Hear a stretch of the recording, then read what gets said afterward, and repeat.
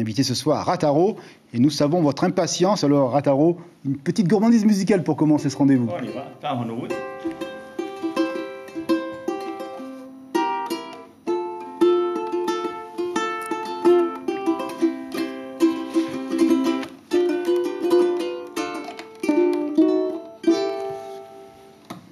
Bonsoir Rataro, merci d'être avec nous ici à Pamataï. On disait dans les titres, on parlait d'humus, de cette terre, de votre terre des marquises. L'humus, c'est ce qui fait l'homme.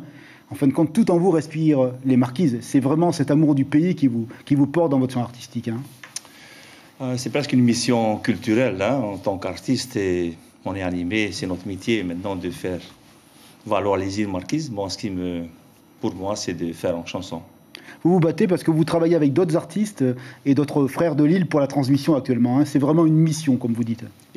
On nous a mis en place depuis des années des actions qui font rayonner les marquises. Hein.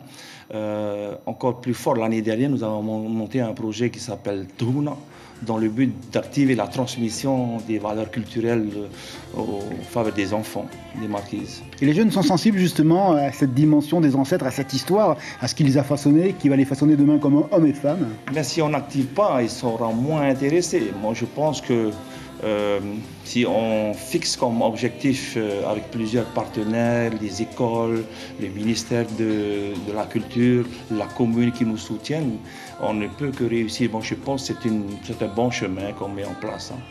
La transmission, en tous les cas, on a l'impression que dans votre cercle familial, elle est réussie parce que vous chantez, mais il y a aussi votre fille qui chante. Et ça, oui. C'est vraiment une satisfaction pour le papa? Oui, c'est un chemin que je voulais tracer pour, du moins aider Kawana. Hein.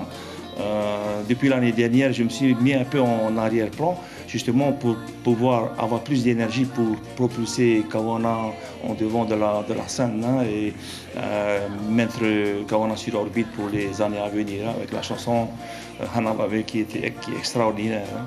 Vous chantez la culture, mais vous chantez aussi la société dans votre humanisme. On se rappelle de cette chanson faite pour le petit bébé qui a disparu. Ça a vraiment été un moment fort de vos 30 ans de carrière. Oui, parce que ça touche la famille, ça a touché la Polynésie. C'est un fait de société, hein, le drame qui s'est passé. Et puis, bon, avec un peu de recul, on garde toujours hein, l'estimate de la douleur qui s'est dans nos cœurs de ce qui s'est passé. Hein, et l'inspiration est partout pour moi. C'est notre métier, on sait le faire. La musique, c'est forcément du partage. C'est une page de fraternité qu'on écrit lorsqu'on gratte sa partition, lorsqu'on pense à un texte. Les vibrations viennent de la terre, là où tu es.